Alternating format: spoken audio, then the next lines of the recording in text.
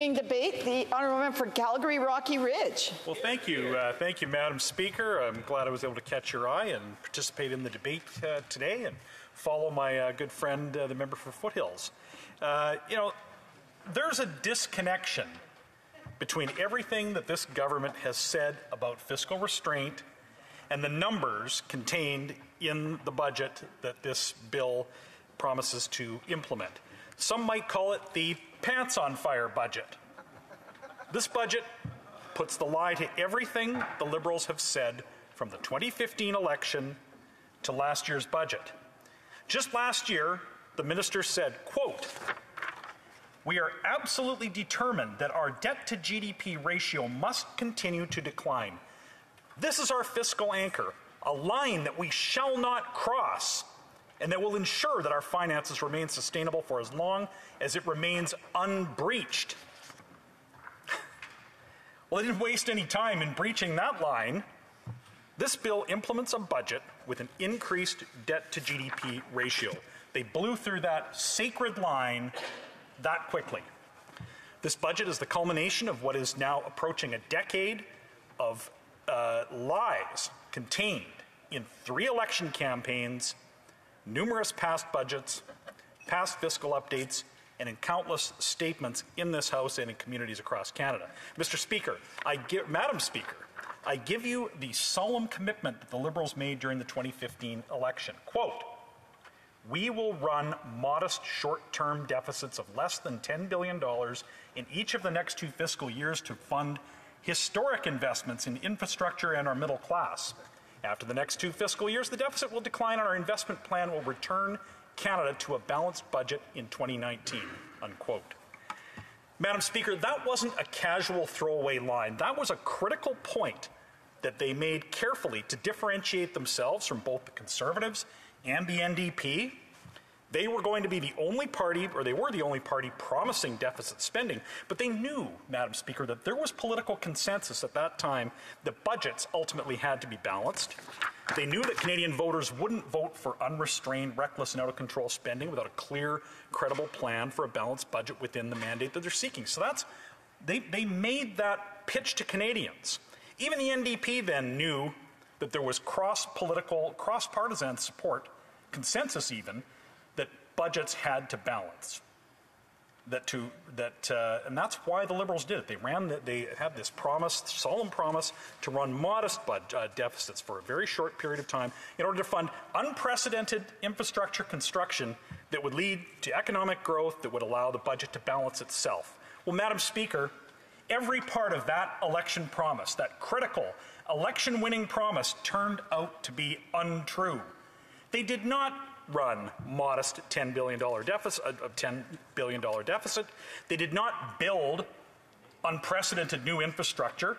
The budget did not balance itself. Every single word in that promise was untrue, Madam Speaker. Since winning the election in 2015, not one member of this government or its party's caucus has ever acknowledged even having made that promise. This was a promise that they made to differentiate themselves, and they broke it.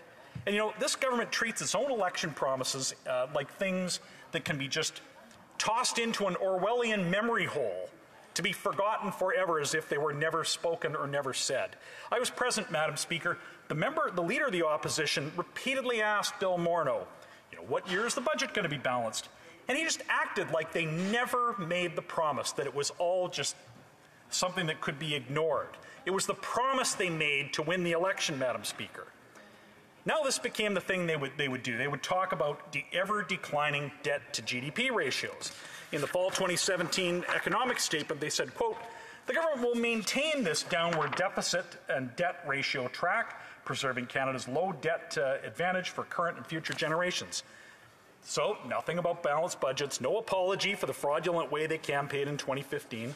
2018, quote, "Anchored by a low and consistently declining debt to GDP."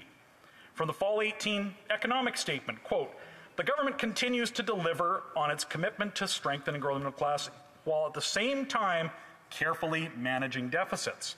Well, what nonsense, Madam Speaker. Careful management of the deficit would be to not run one during a time of relatively stable and strong international economic expansion. They might have also thought about better managing Canada's debt and not being addicted to issuing short-term debt, which would protect Canadians from higher interest rates that are now upon us. 2019, quote, continuing to reduce the federal debt relative to the size of our economy. So early 2020, Madam Speaker, I'm talking pre-COVID. I'm talking about February 2020, weeks before any world jurisdiction had taken economy slowing COVID measures. Canada was on the brink of recession. Private sector economists had forecast Canada's debt to GDP ratio was going to rise for the first time since the 08-09 banking crisis. This was before COVID. So they ditched their lines about declining debt to GDP for a while. The opposition warned them, though, Madam Speaker.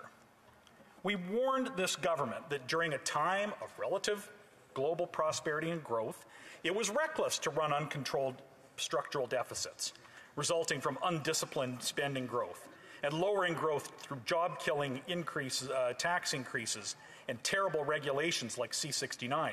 We told them that they were spending the cupboards bare and that they would leave Canada less capable of coping with a global catastrophe, like, say, a pandemic or a war in Europe. Of course, the opposition didn't predict these things. Nobody could.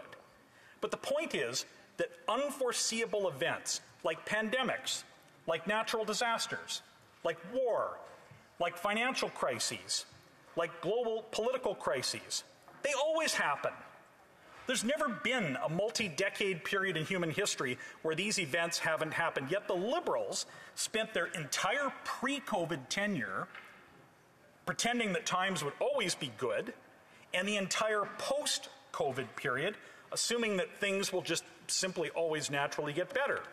Well, look where we are today. They've blown through their sacred promise of continual decline in our debt to GDP ratio. The government has presided over a 53% bloat in the cost of the federal public service and record spending on outside private contractors at a time when service delivery has never been worse and the state of labor relations between workers and management, this means the Liberal cabinet, have never been worse. We're in the midst, still not finished, with the worst public sector strike in Canadian history. So, how do you do that, Madam Speaker? How do you spend more than any government in history and have the worst record on service delivery and the worst strike? It's astonishing, Madam Speaker. And I wonder how much time I might have left. If you could give me the signal. Thank you. Just a couple of minutes. And there's a number of things that I'd want to go. It's tough to do in 10 minutes. But they are now asking us to approve a bill with $70 billion in new spending, an increase of the deficit of $40.1 billion, an increase to $40.1 billion. Debt service charges now at $44 billion, shortly going to $50 billion a year, with an increasing debt to GDP ratio, something they said could never happen. With billions in losses projected at the Bank of Canada, the possibility of which they also dismissed out of hand when the opposition leader and I both raised it at the Finance Committee in 2020. This bill has a host of tax increases on everything from air travelers to beer, wine, and spirits, and of course the carbon tax, which is a tax on everything, and something they also promised would never exceed $50 a megaton, and it's going to triple that amount.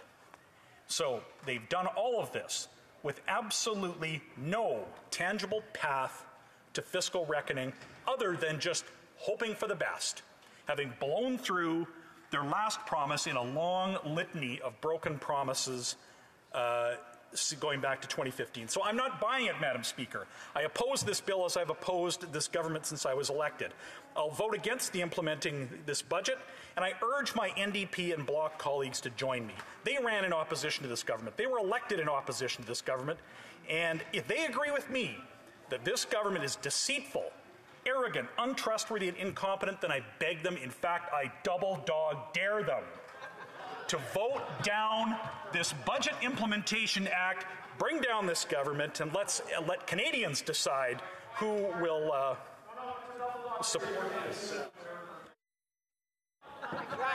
And I have a point of order for the honourable member from the honourable member for Timmins James Bay. I want to know, Madam Speaker, if you can ask the clerk whether a double dog dare represents an attempt at intimidation of the opposition. I would say, the honourable member, it's I want it's a point of discussion and not a point of order. The questions and comments. Questions et commentaires. The honourable member for Avalon. Thank you, Madam Speaker, and I want to say thank you to the member opposite for his speech. Somewhat disappointing, I would say, to many of us on this side. But I would triple. Election promises to get elected. And I recall a time when former Prime Minister Stephen Harper sat in front of the cameras at NTV News and St. John's and promised to remove the funds that come from resource development in our province from the equalisation formula. As soon as he got elected, he said he didn't say it. It's still on film in that NTV News if anybody wants to take a look at it. So how can he kind of square that circle and condemn this government for not meeting its total obligations that it may have said in a campaign, because the Conservatives wrote the book on it? Good question. The honourable member Calgary Rocky Ridge. I love it when the members on the government side have got nothing. They turn the clock back as far as they possibly can. I mean, we're talking about this government elected in 2015 on a pack of lies, and I will take, absolutely no lessons from this member on equalization or on any talk of how resources are developed and resource revenue. Commentaires, questions and comments. L'honorable député de Repentigny. The member for Repentigny. Thank you, Madam Speaker. On this day, May 1st, International Workers' Day, I have a question for my colleague with regard to workers or those who have lost their jobs since the 2021-22 budget. Nearly $17 billion were taken out of taxpayers' pockets or will be taken out of taxpayers' pockets by the government by 2030. So there's no EI reform. Is my colleague upset about what the government is doing because it is ignoring those who are losing their jobs? 70% of people who lose their jobs don't have access to EI. It especially affects women and young people because they mostly have atypical jobs. Rocky Ridge. Well, I'm terribly upset by the competence of this government and the backlog and growing backlog of cases at Service Canada. And I again challenge this member: if she is as upset with this government's incompetence, this government's deception, and the terrible job this government is doing, will she vote against this Budget Implementation Act? Questions and comments. The honourable member for Skeena-Baltic Valley.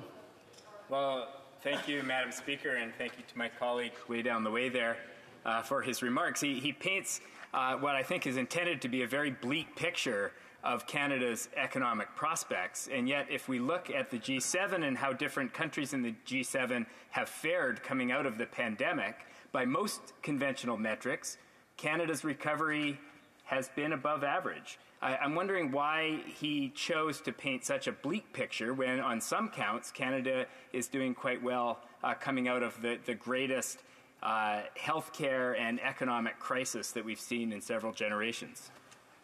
The honourable member for Calgary Rocky Ridge. Wow, it's now we're at that point where members from the NDP benches are coming out and cheerleading the government. No, it's not enough to just be a part of this coalition agreement where they support them. They're even bailing them out in questions and comments and speeches. I wish this member and his caucus would find their opposition roots and think of whether they were elected to support this government or not.